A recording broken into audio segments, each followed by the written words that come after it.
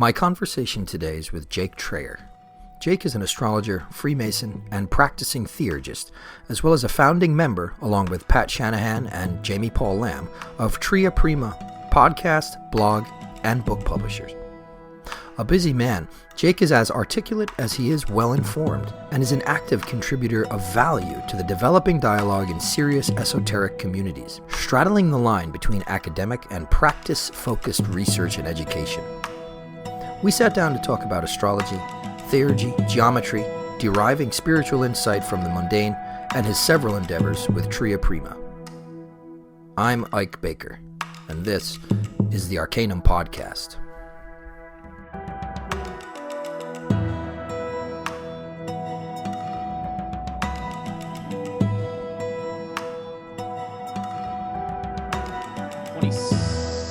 End of 2016, I think, I was sort of looped into the project that would become Ascension Lodge, and I was right on the caboose of that project. So a brother had let me know. I was living up in northern Arizona, going to college, and I had moved back down here, and I was already a Mason, but rather infrequent. Like I wasn't participating that much when I had just moved back down to the valley, because this is where I grew up. I'm born and raised in Arizona, but I became a Mason up north.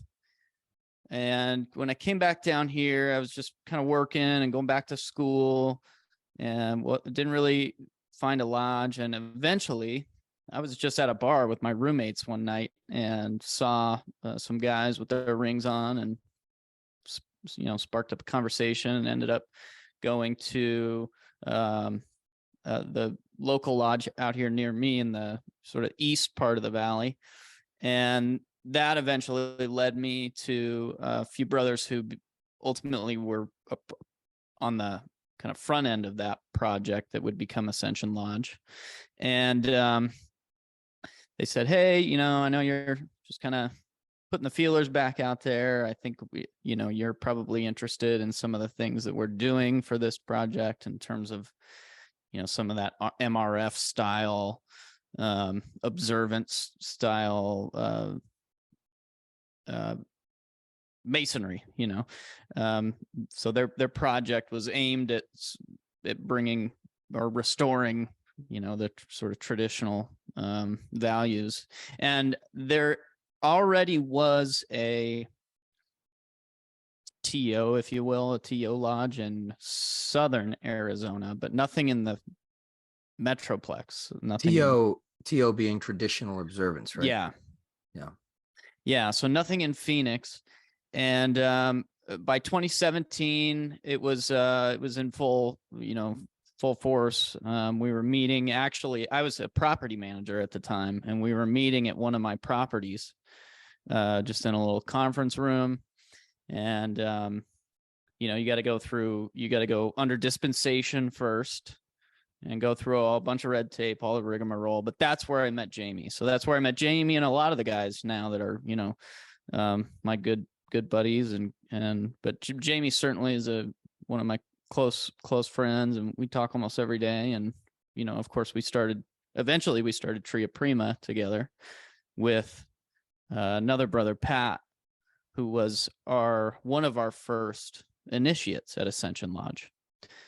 And the whole kind of idea behind Tria Prima was that we would just sit down, the three of us, because we were always hanging out, and we were just hanging out one day and say, hey, why don't we have these conversations with a microphone, and start posting them. So that was sort of the impetus for Tria Prima. That's where we all met, was at Ascension Lodge.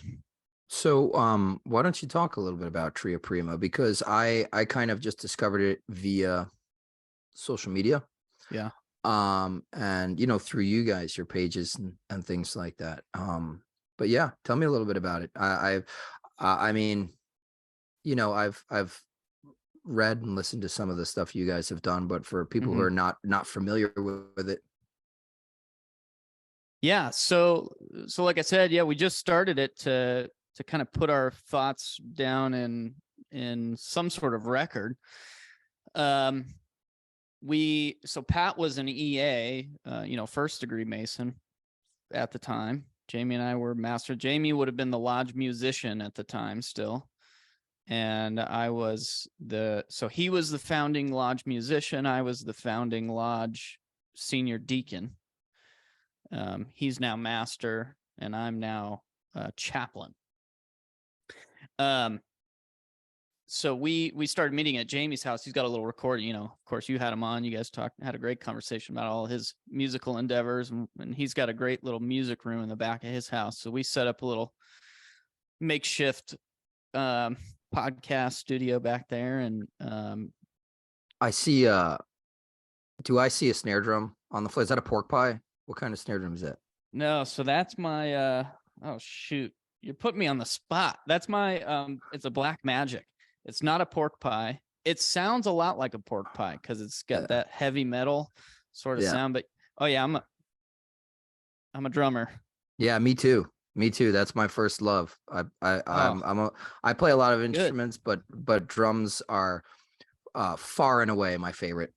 Well, Jamie's gonna hate us then, because he likes to talk smack on me all the time that the only non-musician in the band is the drummer. So this will be great. Well, see, the benefit I have is that I play other instruments. But the thing is, arguably, I will say this as a brief aside. I want to get back to the Tria Prima stuff. I get, when I see drums, I get excited. But the thing is, it was my rhythmic and percussive foundation that made me the musician I am today. I picked up guitar, I picked up piano, I picked up bass, all that stuff because I learned to play the drums, because of things like 4-way coordination, really 5-way because you're counting, and things like that. So I think the best, and I think you see it a lot, right? Guys like Dave Grohl. So you see it a lot of times where drummers will go to the front,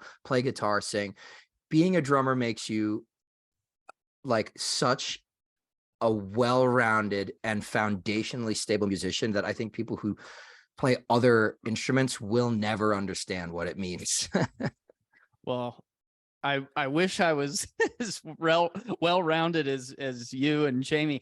I'm just a drummer and not a great one.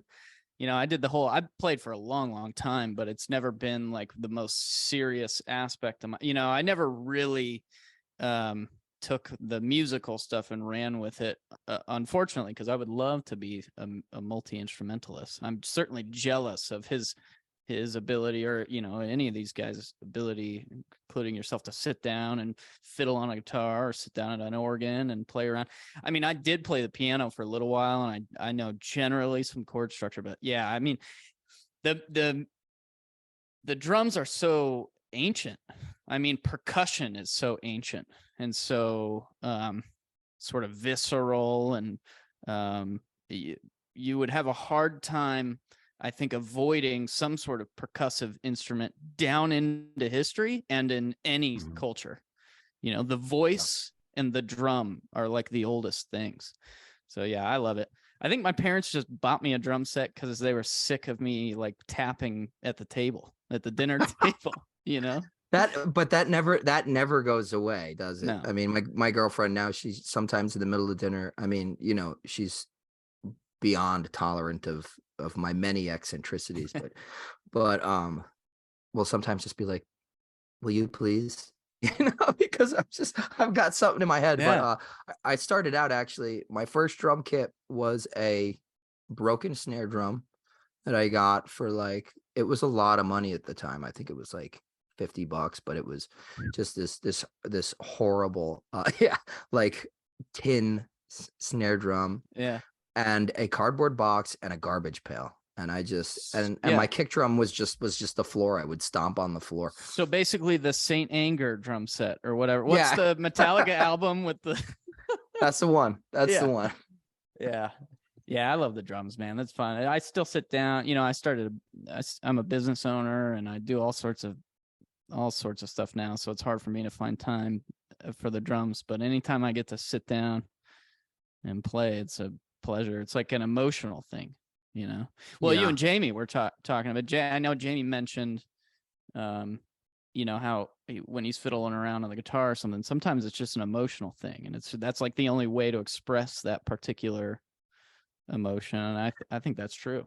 Yeah, but I mean, I did start playing guitar when I was kind of young because a friend of mine gave me his guitar and I just noodled it. It was a BC Rich and it had two strings on it, and and I was just noodling around because I had just moved and I couldn't where I was at I couldn't play my drum set, and so it that whole thing was just it's got to go somewhere. So I need to play music somehow, and I couldn't at the time. And it served me well because I moved around a lot. I lived in apartments. At one point I moved 5 times in 4 years.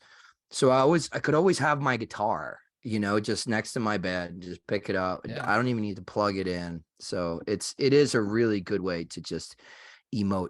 You can go down a rabbit hole for hours. But there is something cleansing about it.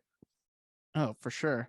So was music you're in for esoterics? I mean, was that your, or at least No, actually. no? No, I mean, of course, everybody hears about the backwards message in Stairway to Heaven and Led Zeppelin recording one of their records that maybe might have been Houses of the Holy or Led Zeppelin 4. I can't remember. Right. They recorded it in wherever the Abbey of Thelema was, or something like that. Something to that effect. That's right. Yeah. Yeah, but I am not a Crowley fan, like, whatsoever. I'm not saying he wasn't brilliant, but he was. I feel like the cons outweigh the pros in that situation. So a lot of music is like esotericism in music seems to be either derivative of his traditions and his writings or pointing towards him, and that kind of left hand path stuff. I didn't really get into it. I discovered the esoteric by accident. I was always into comparative religions and stuff like that, and I took a lot of those courses in college and stuff like that, and was very much into Buddhism. Yeah, I studied Zazen Buddhism for a little while, and it's a really weird story. I think I've told it before, but my aunt had a tenant who threw herself in front of a train, and I went to go help her clean out the apartment. And I was like, "Can I keep a bunch of this dead lady's books?" She's like, take whatever you want because I want to throw it out." So I read this one book called The Oracle of Kabbalah by Rabbi Richard Seidman. I still have it here on my bookshelves. And I didn't know what it was after I had finished reading it. I read it in a day, but I knew it was important. So I went online when people used like Yellow Pages online. I looked for like Long Island Kabbalah study group. That's where I grew up. And Okay. gave this guy it gave this dude's number, and I called him, and he was like, "Yeah, we don't do that anymore. We haven't done it for like 3 years, but there's this other thing." And that other thing was the Hermetic Order of the Golden Dawn. And I kind of got roped into that, but it changed my life entirely. This is what I do now. So what about you? Did you were you interested in esoteric subjects before your fortuitous meeting at that bar with Jamie and other fellows? Yeah, but very like loosely. I had no idea what it is that I was really interested in. Like you said, you put it kind of, I like the way you knew it was important. It was like I didn't know what the hell I was like reading about and looking at and watching on YouTube, really, but I knew it was important. It was fascinating to me.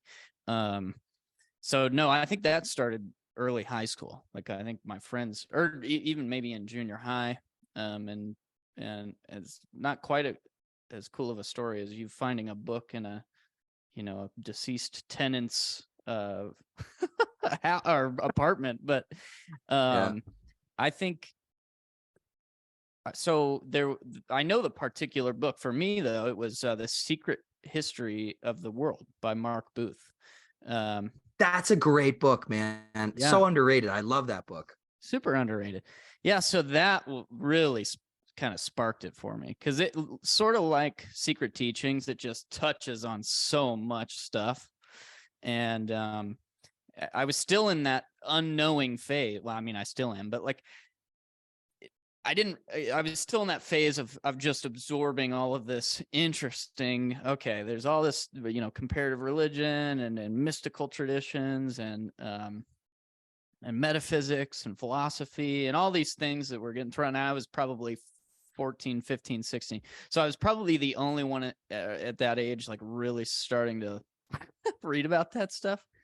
And I wasn't like, I didn't take the deep dive until, my 20s, I would say. So there was probably a decade of the sort of armchair stuff. Yeah. Yeah. And it wasn't for nothing. It's certainly what got me into Freemasonry. It's what led me to all sorts of interesting topics and people.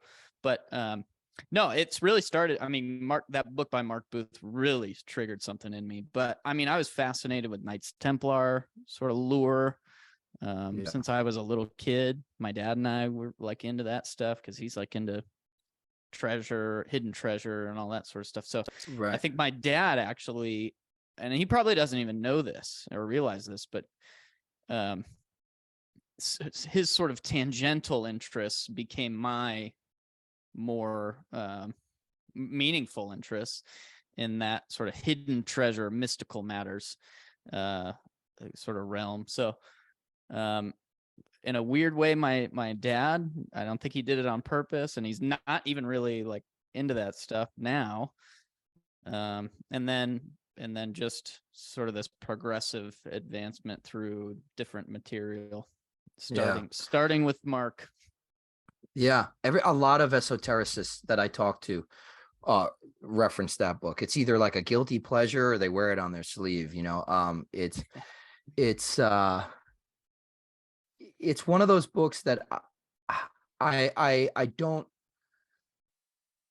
It's one of those books that I enjoy deeply, and I do not care if a word of it is veridical or like if any of it is true on any level. It touches you in a way that is so deep and so intuitive that it just breaks open your mind like a chestnut shell. So I think that's what it's meant to do. Yeah, it completely did that to me. It's funny. My dad used to bring me home books on Plato, stuff like that. I don't know if anybody could tell based on my YouTube channel, but I've been reading Plato since I was 12. Yeah. We might have got you. We might have nailed you on that one, bro. Yeah. But he, I guess he's an immigrant and very, very Greek. He came here when he was like 24, 25. And I think his underlying motive seems to have been give him philosophy. He'll be, he'll turn into a lawyer or a doctor. But that's not really what happens if you're paying attention to Socrates and Plato. Yeah. He's just kind of check out of society. Oh, man. Yeah. You took it. Well, in my opinion, anyways, you took it the more meaningful way. You took it the honest way. You could have been the unhonest lawyer for sure. Right. Well, I mean, that's the whole thing with Plato and Socrates is personal honesty is I guess the truest expression of the divine in a person. So, but what we've got a little bit of a taste of the things that started you off, right, Mark Booth, and obviously I think a first for everybody is the Secret Teachings.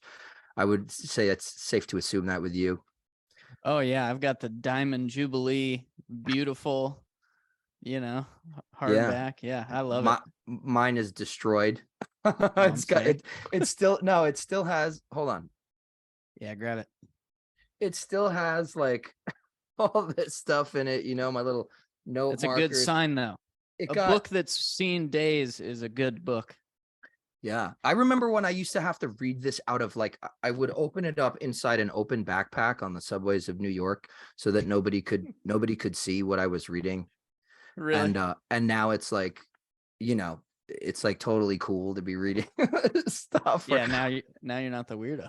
Yeah, exactly. Well, Or well, we still are, both of us at the same time. Well, yeah. But so like, you are somebody who strikes me as someone well versed in the fundamentals of the Western esoteric traditions, the esoteric and the philosophical stuff. So what are a few of your go-tos now for like inquiry? What thinkers would you, I guess, compose your current philosophical DNA? Oh, good question. So right now, Algis Uzdivinis, if I'm saying his name correctly, huge influence on me in the last, certainly the last year. I mean, I think I bought PD Newman. I was talking to PD Newman, and we were at the Brown Hotel for a particular meeting, and he turned me on to Algis, and that really kind of turned me up to 11 on the Neoplatonic stuff. But Gregory Shaw, Algis Uzdivinis for sure. But I'm more than anything right now, I feel like I'm trying to touch as much of the source material if I can. So I'm constantly sort of, well, I'm an astrologer, so I sort of bounce between like the Chris Brennans and the Demetra Georges and the Ben Dykes, and then back to source material. So Manetho and sorry, I'm getting a call. Let me put my screen back. There we go. Who else? Well, I just got Chris Brennan in, I forget who did the translation, but they just put out Valens, the entire anthology for Vettius Valens.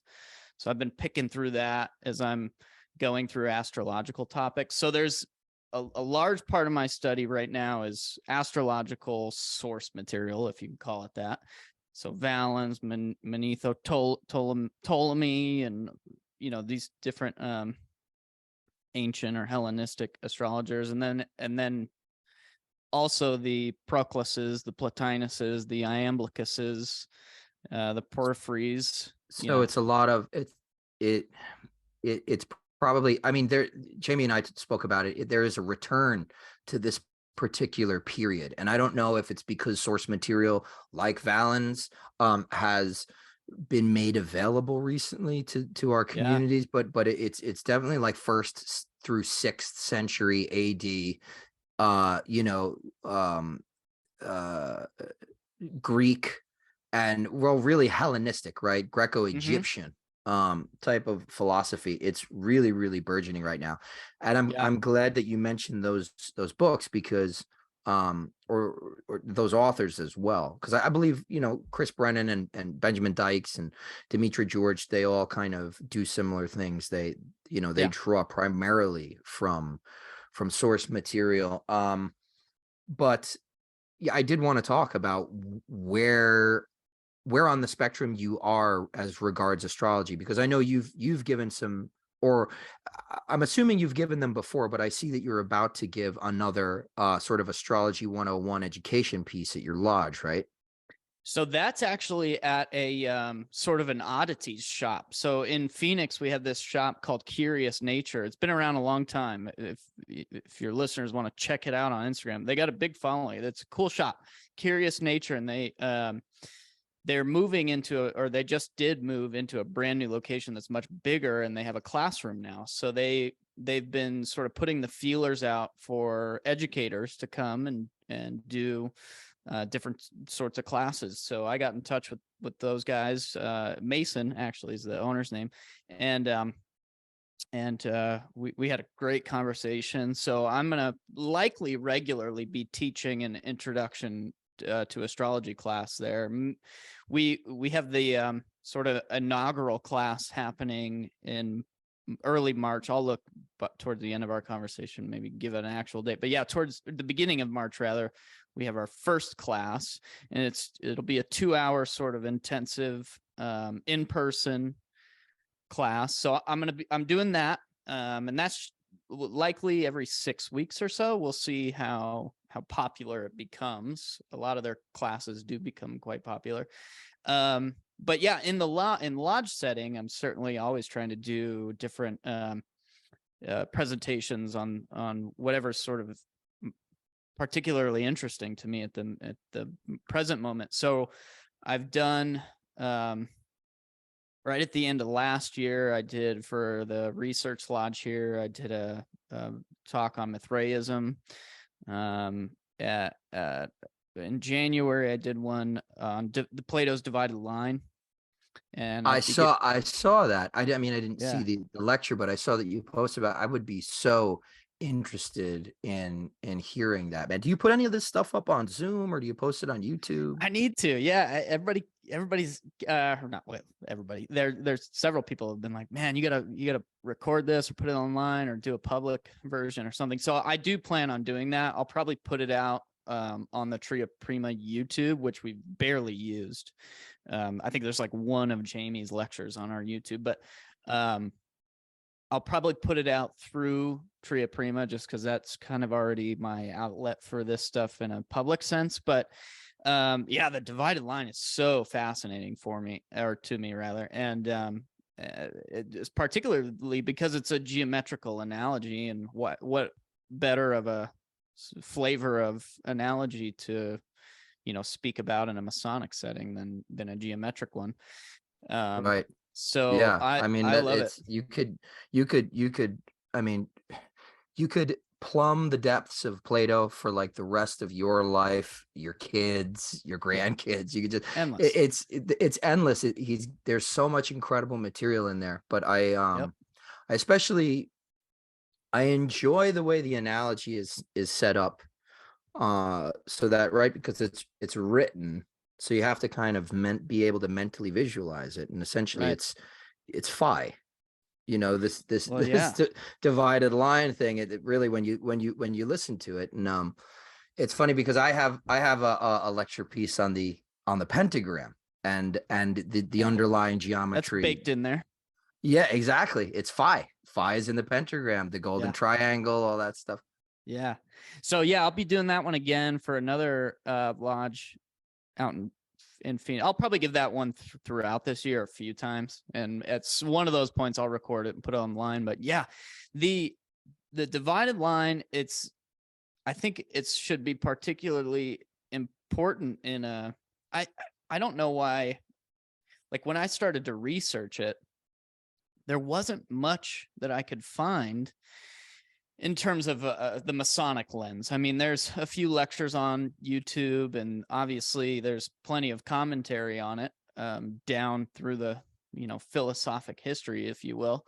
And what's one of the most fun things for me about it is that like no one agrees on several aspects of it. So it's a really fun thing to sort of pick through. But all you need to construct the divide, and that's what I do. I do a practicum. So I'm showing that all you need is a compass and a level to construct this whole thing. And you follow some very mundane, basic geometric, Euclidean geometry, Thales' theorem, particularly, to construct this really fascinating philosophical or really ontological structure upon which Plato sort of rests his because Plato, or rather, what is it? Glaucon keeps bugging among the other interlocutors of Socrates, keeps saying, hey, what is the good? You keep talking about the good, just tell us what it is. And of course Socrates says,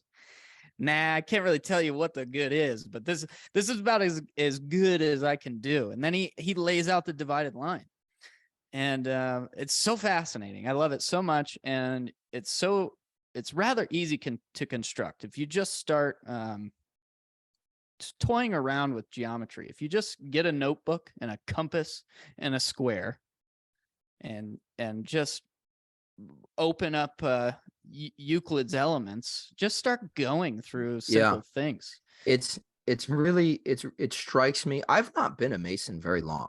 I haven't, but I have studied Masonic symbolism, right, in traditions like Martinism and the Golden Dawn for many, Mhm. many years. So it can be jarring to me sometimes when you go into a lodge and they have very little. Well, I would say it's a very mundane understanding of the symbols which saturate us in Yeah. Masonry. And part of what I try to do in the education pieces I do give is, right, because you can only go so deep. Like, people don't necessarily show up to have this really, really intense, deep conversation that is like stretching your brain at 9 o'clock at night. Yeah, that's So true. on a Trust me, weeknight, bro. I had some fellas asleep halfway Yeah, into my geometric yeah, construction. Trust looking me. at you like what is that? Is that what Yeah. you're deriving out of this? But the thing is, I do want to encourage particularly, brothers in Masonry to think symbolically, because what you had mentioned, I think, is so on point. Geometry gives us a gnosis of ontology. But you have to sit down and do it, and Yeah. it's part of the curriculum, at least of my lineage of the Golden Dawn, where you have to construct the entire tree of life, based on proportion and stuff like that. And And you that's start key. right. You start Proportionality, harmony. Exactly. And you start laying it out and you start realizing all these connections in terms of symmetry and sort of fractal generation and musical harmony. I mean, it just floods the mind geometry is where it all kind of can meet in a form that transcends verbal expression, but you experience a kind of abstract gnosis of it. It really is a key that unlocks everything. Well, you're knocking as close as you can to the door of these forms that are just fully or mostly sort of these intuitive things that that slowly sort of impress upon your mind the presence of these causal forms that are informing our reality. Like math and geometry are not our doing. And when you start to pick through a basic, even Pythagorean ideas, or even like I said, if you just crack Euclid's elements and you just start following his rules and constructing. I have it on my Instagram on one of my things. You can click through. I started doing all of them. And it starts to impress upon the mind this, and it might happen faster for others, but for me, that's really what it took for me to realize, okay, these mathematical forms are informing this reality that I'm sort of participating in right now. And if I start with these principles, these very principles, it will sort of unfold the rest of reality in a new light to me, and that's been a beautiful experience. I mean, nature sort of takes on a new identity.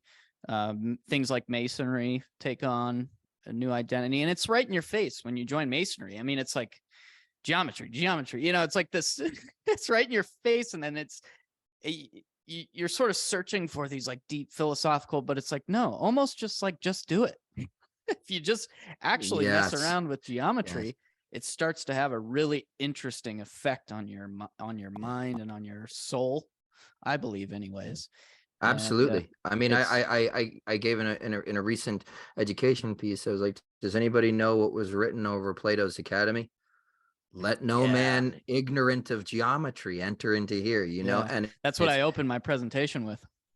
There you go. And it's right there, right, in Masonry. But that's what's kind of happening right now, to a degree. I see a lot of people, young people, don't get me wrong, it's not the only thing that's happening, but I see a lot of people getting very interested in this kind of stuff, and no, it's like they become intellectually overweight, like all the reading Get a and little top heavy. right, a little just hoarding information for what end, I have no idea. But the actual practical experience is in such short supply, Yeah. in some circles, right? Because I am a practicing ceremonial ritualist, right? So there's obviously a huge component of people that I associate with that are very active, but there's a lot of there's a trend towards the kind of, yeah, more academic pursuit of this stuff, where it's like you don't realize everything that you're trying to collate and synthesize will reveal itself to you through action. Yeah. Yeah, precisely. I mean, I like to think of my time studying and practicing even basic geometrical stuff as meditation. Like I find that I get in that state, that sort of meditative state, which goes by a billion different names, but the easiest way for me to tune out the the mental sort of whirlwind that's always going on is to just put pen to paper sometimes and start doing that, or like you said, to engage in the practice of ceremonial, which I do my best to do. I'm sure there's many people who are a lot more. In fact, my roommate is a lot more engaged in daily practice and whatnot.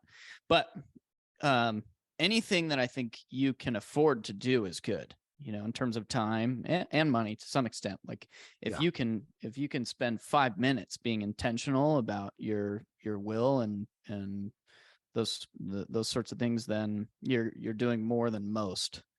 Yeah. So Yeah.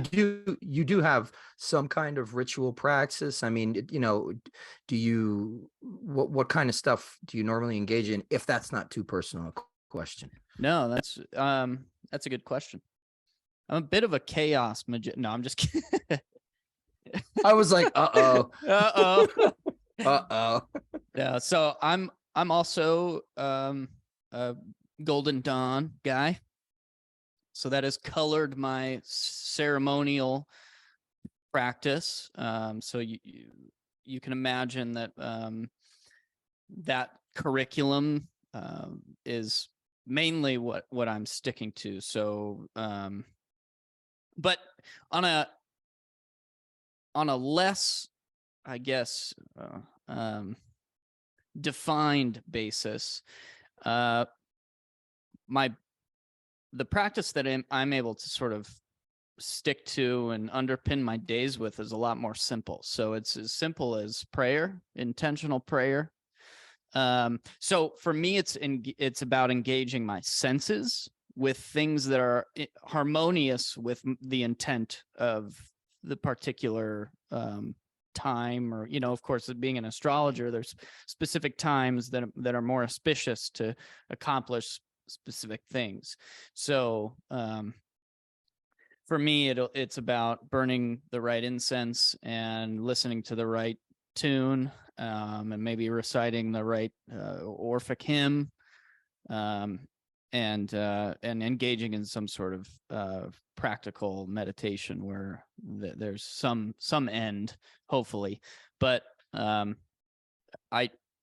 start with an election, an astrological election, if I can find a decent one, and either try to just engage with the sort of archetypal flavor of that particular election, just to sort of tune in and acknowledge that stuff. So it's like, as that, I believe at least that celestial sphere is always it's always, in a way. Now this is a whole nother conversation we get into about how that mechanism is actually working, but just for lack of more time, I'll say that celestial mechanism is informing this reality, whether we like to sort of acknowledge it or not. I believe that.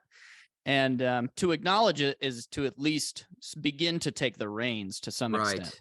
Right. So, we're on the carriage and the horses are going. And if we're turning away from it and we're sort of rooted in this materialistic, positivistic attitude that is really the birth of the Enlightenment, which is what everyone is born into nowadays, we've turned a blind eye to that, and our character is still dragging us through our life. But at least to acknowledge it and to start to practically tune into it, say with a tune and a meditation or a burning, with Saturn. We got a great Saturn election coming. I think Jamie even mentioned that even on your guys' conversation.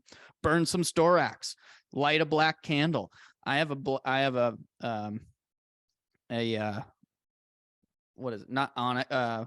What's the black scrying mirror? Obsidian. I kept thinking onyx. Yeah, I have an obsidian mirror that I'll try to do a little bit of pseudo scrying in or stuff like that. So there's sort of the golden dawn element to my practice that if someone that's listening wants to go down that rabbit hole, you can get plenty of good resources on golden dawn curriculum, self-initiation books, or find a golden dawn. I mean, that's still alive and well. Find it in your municipality. I'm sure it's around.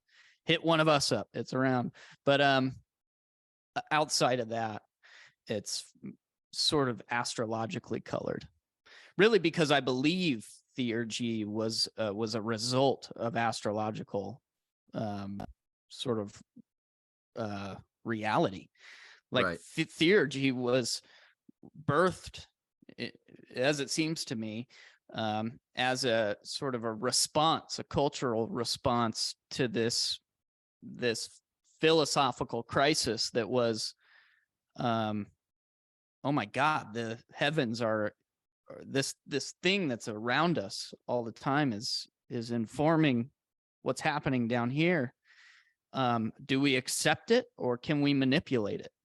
And the people who accepted it we might call them Stoics, and the people who began to try to take the reins per se, or not per se, but take the reins,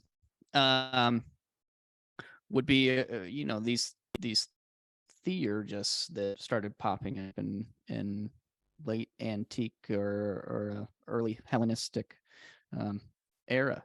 So I think that Theurgy in general is going to be astrologically colored, just because I think magic and Theurgy comes from that, is like is a response to the astrological reality. But there's certainly, so I think certainly some of that is forgotten, maybe in the chaos magic sphere, in different spheres where that's less relevant nowadays. But my practice is certainly colored by that astrological stuff. Right. And I'm assuming that, to kind of go back to the question before, what sort of flavor of astrologer or astrology do you normally partake in? I'm assuming it would be sort of like this sort of Hellenistic revival of Theurgy type of thing. So that's excellent. I mean, at the core of the Golden Dawn inner order papers, which are the flying rolls, right, as they were Mathers, Westcott, as they were forming the inner order of the Golden Dawn, and kind of coming up with the curriculum for it, they sent out these sort of essays to each other to be circulated. They're called the flying rolls. Obviously, I'm sure you know about them, but for anybody who doesn't, I've got them over there. Yeah, and for anybody who doesn't know about it, I mean, every question that you would have about Golden Dawn magic is answered in those pages. And the thing that actually, this is exactly what that essay that I wrote for the latest light extended journal that's coming out. Oh, I'm looking forward It's to about that. It's well, I'm about to ruin it for you by telling you what I wrote about. All right, give it to me. It's just there's so this is me sounding off a little bit, and I don't begrudge anybody. I don't hold it against anyone. We all live lives, mired in this kind of material paradigm. But I didn't get into magic for magic. I was trying to find a way to make contact with whatever is transcendent of me, but has been calling out to me my entire life. And I just so happened to be led in this particular direction. And it just so happened to answer all my questions and deliver to me that which I had been looking for my whole life. But it wasn't to read the tarot, and it wasn't to do, money magic, it was, it was this theurgy. I didn't know that it was theurgy, but in the inner order papers, I mean, it is referenced constantly. Theurgy, the reason why you are here is to perform theoria, and that's what this entire thing is about, theurgy. So in the name, that's it. So it's, a lot of, I will say in my experience, quite a few magicians of the Golden Dawn ilk and of other stripes, kind of get lost in what I believe to be what is plainly stated in the Golden Dawn material, the supplementary or ancillary adjunct practices of divination, which is meant to hone, right? Meant to hone your intuition and bring you to a better understanding, particularly with astrology, bring you into a better understanding of the wheel work of the universe. But it's not the ultimate point. The point is to then, I have a great point on that. Right. Please. No. Deliver it now.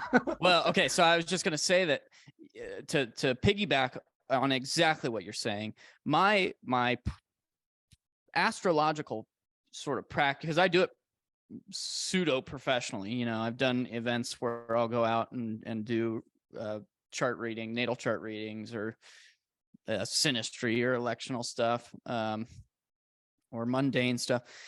That is exactly what you're saying. That is all to sort of hone the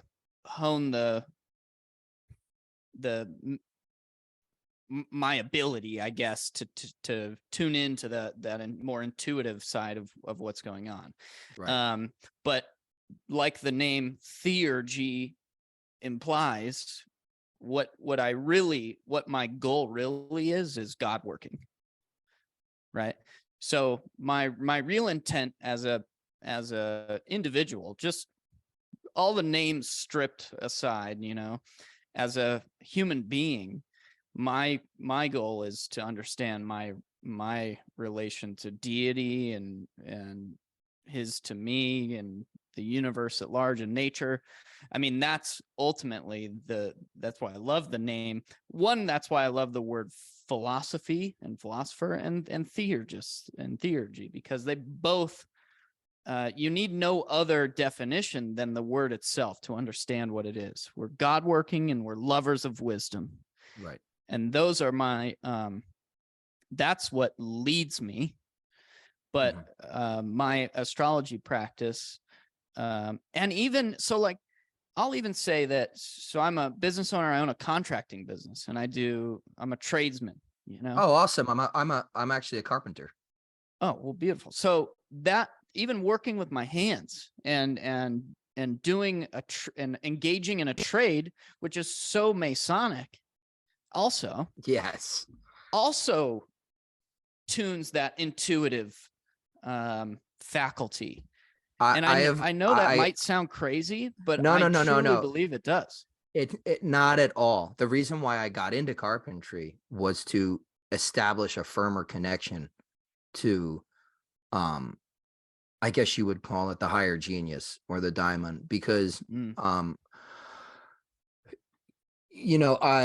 it's very easy for me to spend a lot of time in my intellect, and there are so many lessons that I wasn't learning of practical experience, that carve your character in a way that is transformative. and so necessary, I think, not only to modern people, but to people who are sort of, and I don't mean this in like the smarty pants way, like I'm not patting myself on the back, but I have a lot of intellectual energy, meaning my mind is constantly Yeah. trying to absorb things and find patterns. And I mean, hey, that helps you in carpentry, but ultimately it's about, especially when you first start out, it's about, dig deep and carry your burdens, all that stuff, Yes. and working with the materia in a Yeah. way, that is right. You have different materials, different kinds of matter, and you are acting as an agent using geometry as proofs of the underlying laws of the physical universe to create something useful and beautiful. Point blank, period. What else is there to say? No, Nothing. you're exactly right. I'm so glad that sort of where I was coming from in that regard, because here I heard this and I feel bad because I don't know. It was a woman in a just some YouTube video I was watching, but she said for the truly intellectual individual, work can be meditation, and that's how I feel about engaging in my trade. And I have a weird trade. I do high pressure misting systems, so it's not as cool as carpentry, but nonetheless, there's still rules that I have to follow that are objective, that are that sort of precede, they're natural laws and rules that I have to follow, just like a carpenter does, or a mason has to, or yada yada yada. And in a way, when I'm engaging in the practice of my trade, the mind is sort of turned off, and that's another version of practice for me in a weird way. And the other point that's interesting is that you're also, as a tradesman, for a lot of tradesmen, you're engaging in a hierarchy, which is really important, because typically there's still apprenticeships, right? I mean, for many trades, you still go through a phase of apprenticeship. And this is something, if the listeners don't know, as a parent, and sort of heavily, it's the degrees of masonry is sort of this progression of the hierarchy of tradesmen, or at least there's roughly sort of follows the, you're an entered apprentice, a fellow craft, and then a master mason. Well, in a similar way, most tradesmen are still an apprentice before they can go out on their own and do their own thing. And we still engage practically in those hierarchies. And those hierarchies are totally Platonic, because a hierarchy is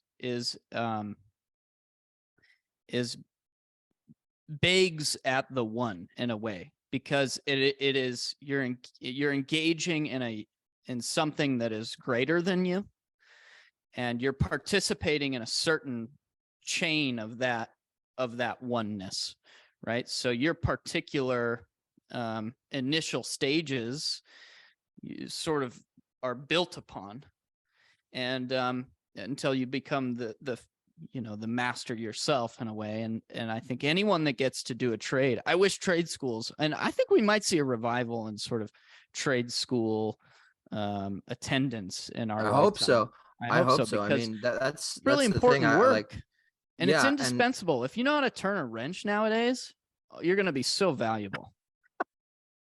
yeah, it's absolutely true. It's absolutely true. I tell Nicole, um, when we have kids, I think my thing is, my parents, and I think my generation, we were really like, college was just a given. You're going, Right. well, and it just, it ended up being a little bit of a nightmare for a lot of people. And my main thing is like, look, you don't want to go to college, fine. That's, great. Do what you need, do what you want to do. Find out what it is, as long as you're working towards something. I think that we'll all benefit from that kind of encouragement in general. And the thing is, it's like, you can't, a lot of it came down to me. My father was a contractor, and a lot of it was even him as a contractor, like condescending to skilled tradesmen, where it's like, you don't want to get involved in this stuff. And it's like, well, it's hard work, right? But like, it doesn't matter what level you're at. Everyone lives a hard life.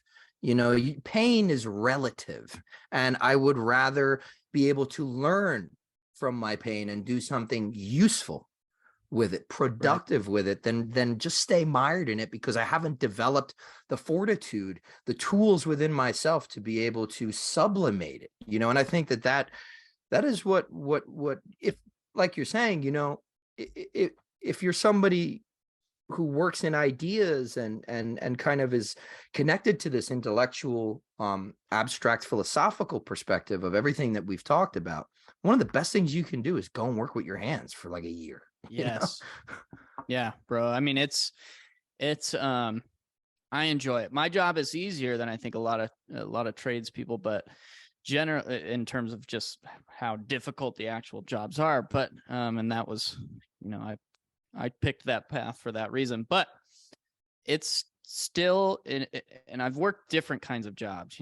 I was a property manager before this in a commercial setting, and that was a nightmare because it was just constantly, I was only putting out fires all the time, and I felt useless, and I felt like my intellectual faculties were being sort of hindered and tamped down in a way, because I couldn't engage that aspect of who I am through my work, and I couldn't see my work through that lens, and it was like eating at me for a long time. And finally, working with my hands and doing a job where I'm creating something that, again, like the work becomes a complete whole and becomes a one thing out of many particulars. And I love that. That's, again, another sort of Platonic or Neoplatonic sort of, the many is really the one, or what, I don't know. I see that in a lot of stuff, but you know where I'm getting. I just love it. Yeah, absolutely. I mean, maybe we should go to our lodges and be like, all right, guys, we're gonna rot in operative for a little. Hey, man, most lodges need it anyways. You can walk into most lodges, they need some work. Oh yeah, the building, in Asheville needs some work, but I've actually, I've heard that you guys are doing something kind of cool at Ascension Lodge with astrology recently, once I think after Jamie's year is over. But being as deep into astrology and theurgy as you are, has that sort of informed your idea of Masonry? Do you see more of it now? Do you feel like you've kind of struck like kind of like an oil line, like this is the undercurrent, this is the foundation of it? I know that for me, Masonry takes on a lot of alchemical stuff, but how do you feel astrology plays into it? Another great question. So I don't want to say all the same stuff that Jamie said, but really, stellar theology was a mind blower for me, just like it was for him. I know he mentioned that on your podcast as well, so I don't need to like unpack that much. But I see that. So the saying is ethos anthropos daimon. Character is fate. Heraclitus. Yeah. So that is very astrological to me, because the whole idea of a natal chart is to conceive of one's character truly. What are the sort of archetypes that are informing your character? What is your daimon? What is your higher genius sort of dealing with, which you are also dealing with here as you fell through the spheres of causality, or your soul rather, and our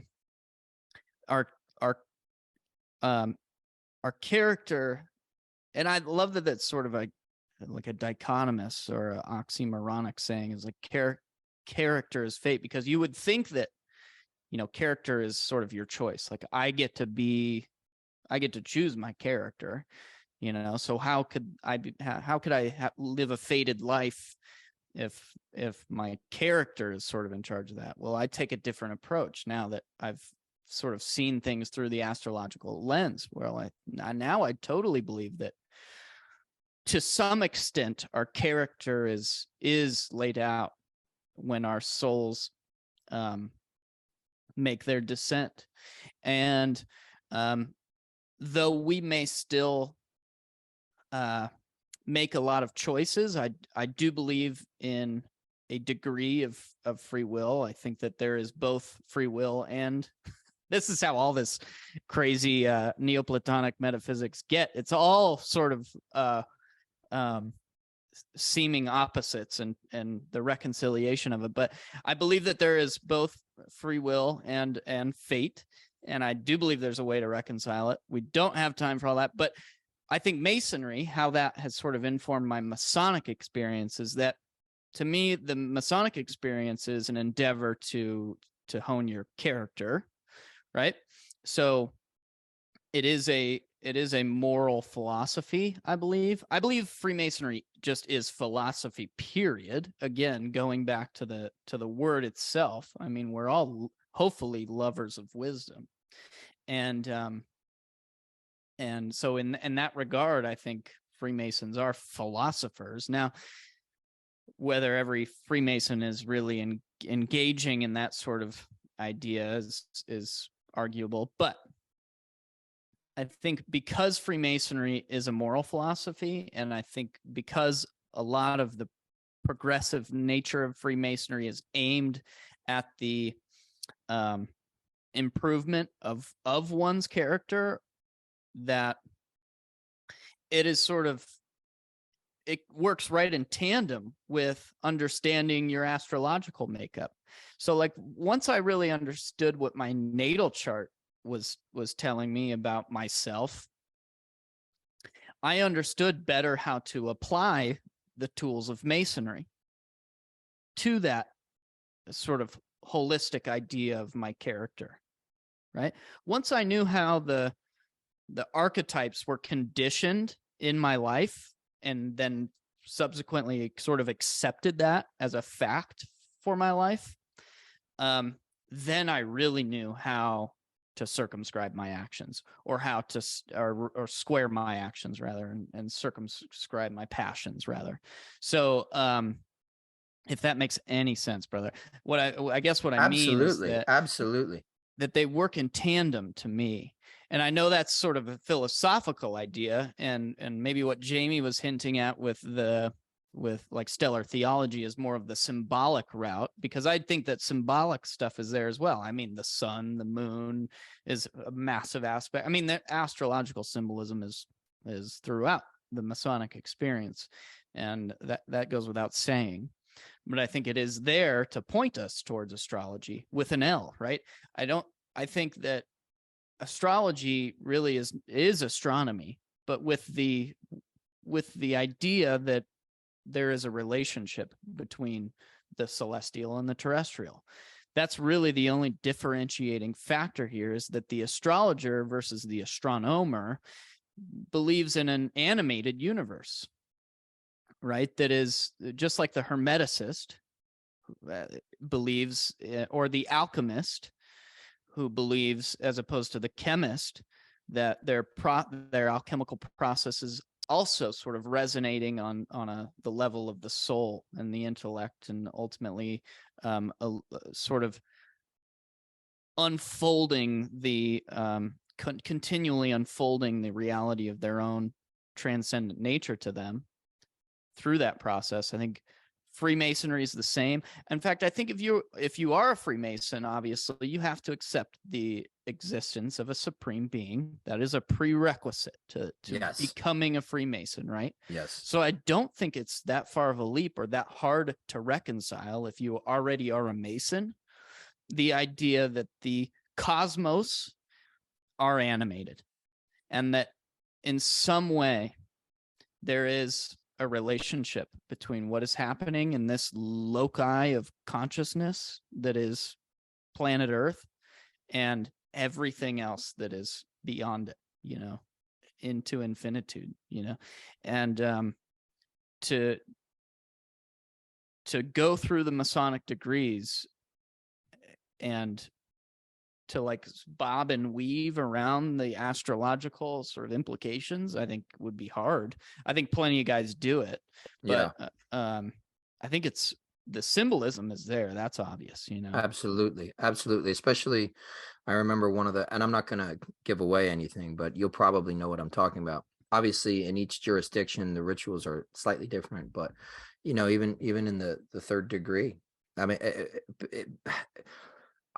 I was astounded by the fact that people did not recognize the triplicities of the zodiac, like that are they're just there. I mean, at least in my jurisdictions, lodge manual for the ritual, it's like it's so clear that these are the zodiacal triplicities kind of branching out into their respective quarters, which is I'm being it's a little cryptic for whoever's listening, but if you're a Mason, I think that you'll appreciate it. And not only that, but it Masonry nowadays is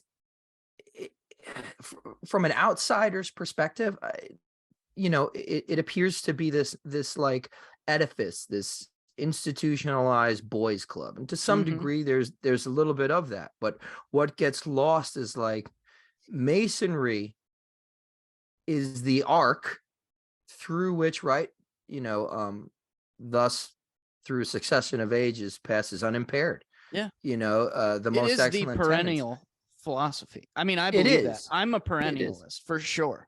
Yeah. And I think that Freemasonry is that current vessel. It's exactly what you're saying.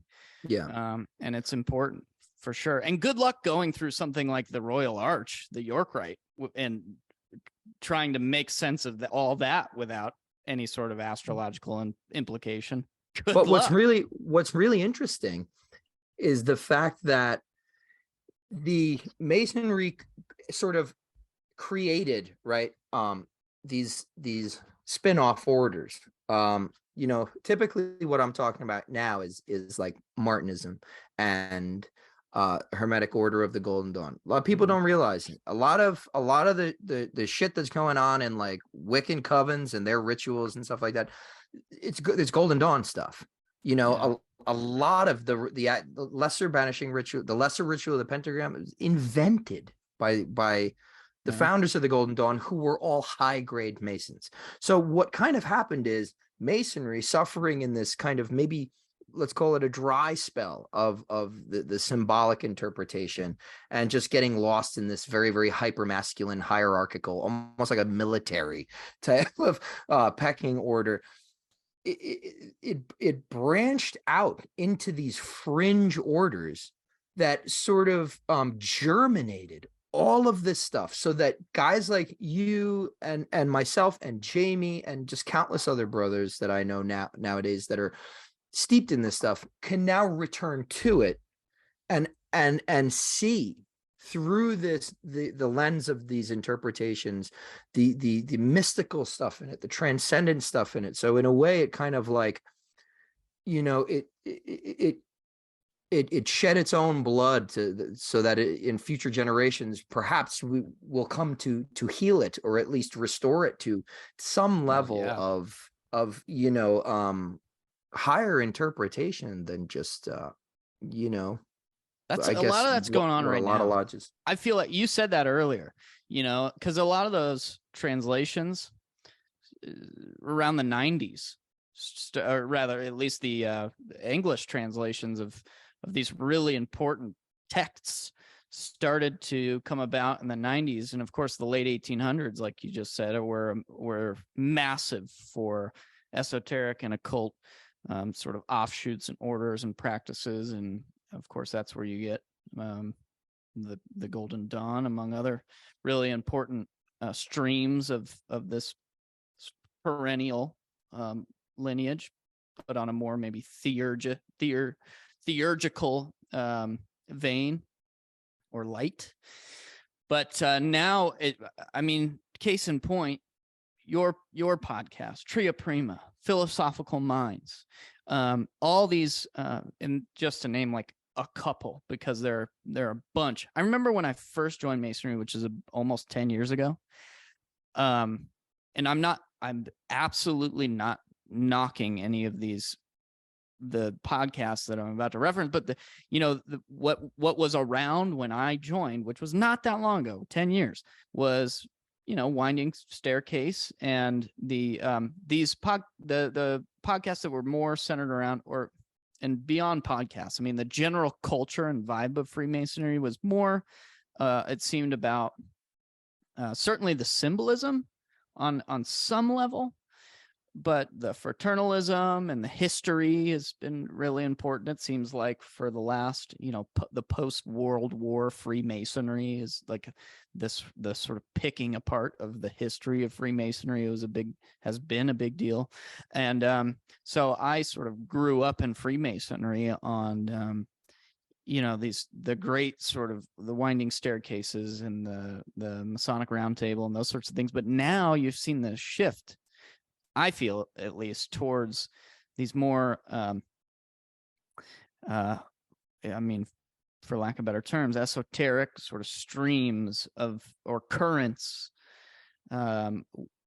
which you can see coming to fruition really in the last couple of years with all sorts of books and podcasts and even new publishing outlets. And now you're starting to see these topics being talked about on those other podcasts as well, which is cool. Like, it seems like the culture of Freemasonry and even outside of Freemasonry now is starting to open its mind up to these deeper currents that sort of underpin the groups that we're talking about. But on a broader scale, I also see it in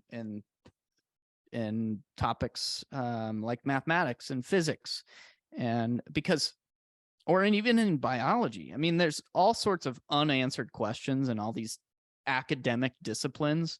And I think at some point people are starting to throw their hands up like, all right, it seems like you guys have lots of fun theories, but not a lot of firm answers yet. And it seems like a lot of these theories that you guys have invented or come up with are necessarily like repackaged in Neoplatonic metaphysics.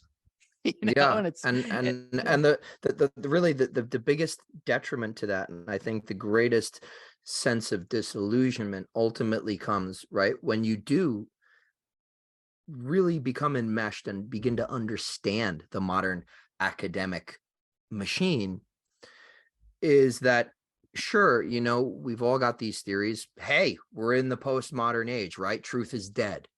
But academic institutions in particular, and their I guess sort of mass media mouthpieces, they broadcast this stuff as if it is, an iron wrought fact. And then you get into these institutions and you're like, you mean to tell me nobody's ever seen an electron? Like nobody has ever, right. So you've been teaching me about electrons, protons, and neutrons, and you can't prove the existence of an electron. And then people say, well, we can infer that it exists by its ancillary properties. What have people been saying about God for fucking thousands of years? What are we talking about? Preach, brother, preach. Yeah. So dude, that is exactly where we're at. And it's in all disciplines, but especially, I mean, the reason I bring up physics or physics, especially, one, because for a minute I went to Arizona State for physics, but so I got to sort of firsthand experience that vibe from staff, from faculty, and good luck, raising your hand and asking, sort of calling their axioms into question. You can't do it. It's in the books. You can't question the axioms, Right. Don't question. And so where else have we seen that, right? Don't question. It is written. Yeah. the same religious institutions. Yeah. that they've been pointing a finger at for hundreds of years now, they're beginning to take on the same It's because it's zeal. That at the end Yeah. of the day, it's just religious zeal doesn't Mhm. have to be confined to religion. Yeah, no, you're absolutely right. It's a arrogant attitude, and it's unfortunately it has pervaded universities, right? I mean, like that is the culture at university. Whatever is in the book is the law. It's the rule. It's Yeah. gospel.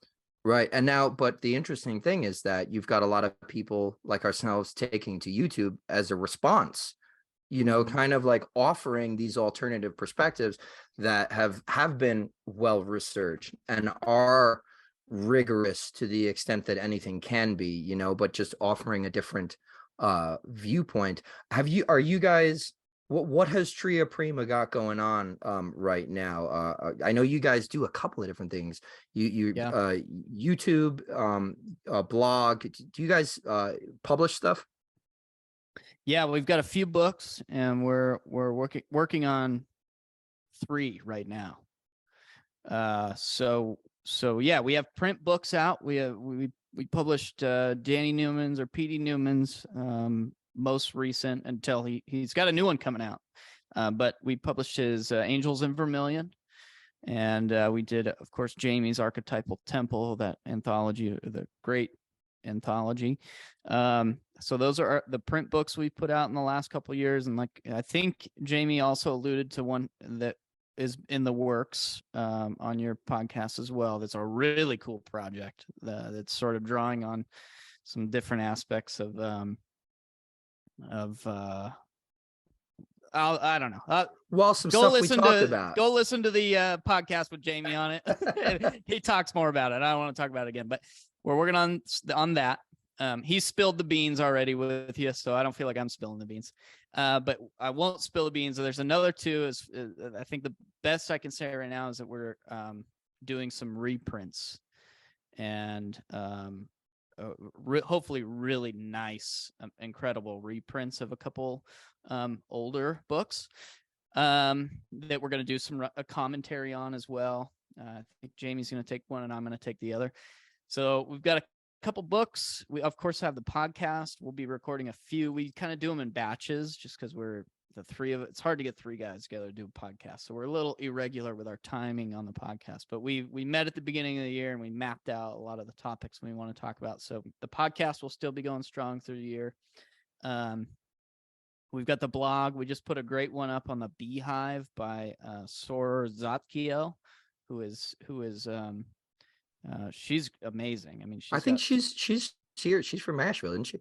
She lives there right now. Yeah, she just moved up from Florida. Hopefully, I'm not doxing her, but she yeah, her address is she wrote us an amazing piece on the Beehive. Our blog is a little more digestible, and the books are obviously where we put the more the longer, more sort of long-winded ideas, and then the podcast, and yeah, that's all. I think we do want to ramp up the YouTube, so I think we just talked about doing video for our podcast, so I think we're finally gonna put our faces on the podcast. But yeah, you can find it on any streaming site.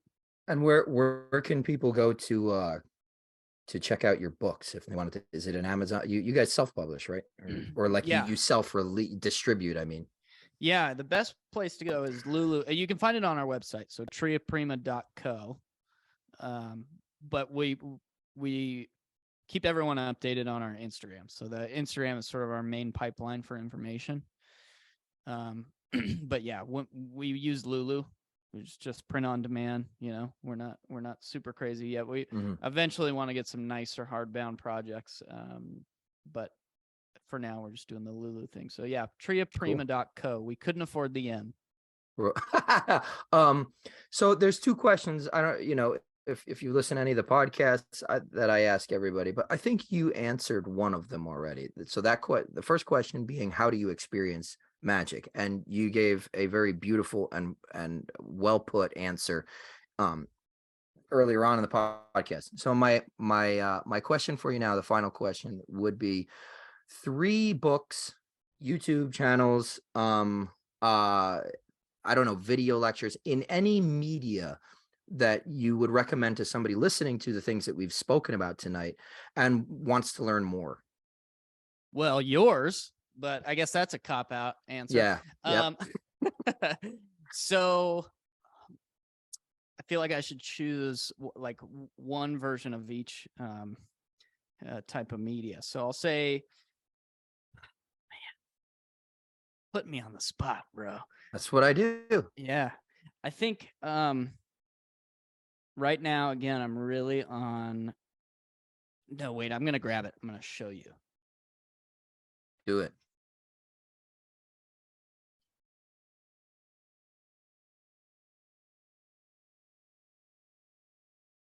Okay, so I talked about it. Algis is Divini's. So we got philosophy and theurgy. Pick this one up. I mean, a mind blower from start to finish. Love it. I've had that in my cart for like a month. I'm gonna go buy it. Go buy it. Pull the trigger. Pull the trigger. And the John Finnemore is amazing too. He did the foreword. So here's my book recommendation. This will be my book recommendation. I love in terms of podcasts, the Schwepp, The Secret History, what the hell did Earl Fontenelle's The Secret History of the whatever, esoteric. What's the Schwepp stand for? Help me out. It's a really, really good ginger ale. Secret History of the Western Esoteric Tradition or something like that. The Schwepp podcast. So that's a really fantastic, rather academic, podcast. And then on YouTube, I really love Let's Talk Religion. Fantastic YouTube channel. Oh yeah. I really love, and he's led me down all sorts of like the Islamic and Sufi mysticism and all that stuff, which is really incredible. And just at like an honorable mention, I'll say of Dan Atrell's Modern Hermeticist. He does these great readings of a lot of the ancient texts and little fragments and whatnot, and he's got this really great soothing voice. I love to fall asleep to some good modern hermeticists. So yeah, I love all those. Yeah, Dan Atrell is fantastic. His Picatrix is amazing. I have that too. Yeah, I do too. He's got he started that YouTube channel out, I think, as like something for his friends to like go to. And it was just him sort of disseminating this stuff for like very close friends. I remember when there were like less than 100 followers, I used to follow him. Yeah. I don't know how the hell I found him, but now it's like he's like a very well-known YouTube man. Yeah. So I love all those. I appreciate you taking the time to sit down with me. I think this was a fantastic conversation. I can't wait till we have some actual FaceTime. I really appreciate you having me on. It was an absolute pleasure. Hopefully we do it again. I would love to have you on Tria Prima. So let's return the favor and have whenever you on the TP. Whenever you want, man. Yeah, and anytime you want to do this again, if you've got anything to plug or anything that's coming up, or you just want to shoot the shit, I feel like we could talk for 3 hours, at least. So I really appreciate it. So thanks a lot, Jake. Thank you.